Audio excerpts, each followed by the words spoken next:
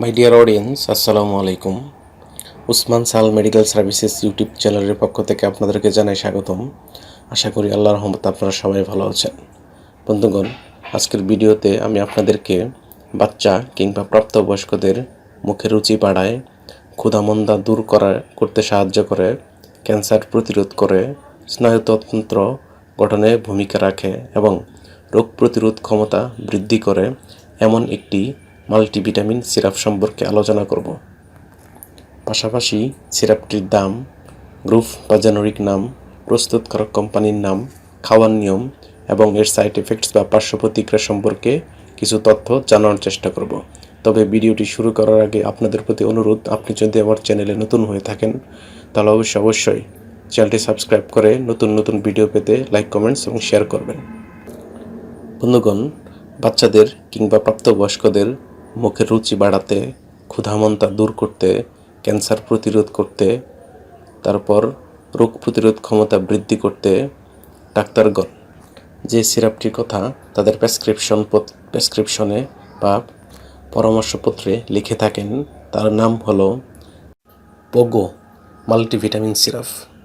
এটির গ্রুপ বা জেনেরিক নাম হলো multivitamin and cod liver oil এবং এটির উৎপাদনকারী প্রতিষ্ঠানের নাম হচ্ছে health care pharmaceuticals limited. Pogo syrup, যেটি 100 ml এর বোতল, সেটির দাম মাত্র 100 টাকা।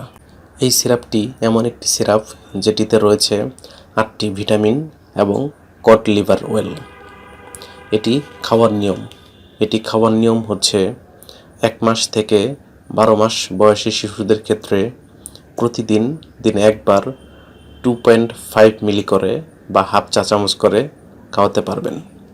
যাদের বয়স 1 বছর থেকে 4 বছর তারা প্রতিদিন একবার করে 5 মিলি বা 1 চা চামচ করে খাওয়াতে পারবেন।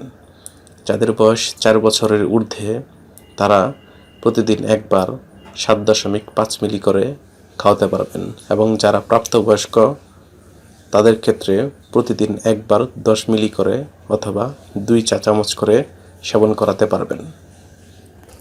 এই সিরাপটি খাওয়ার পর তেমন কোনো পার্শ্ব প্রতিক্রিয়া না দেখা গেলেও সামান্য অ্যালার্জিক রিয়াকশন দেখা দিতে পারে।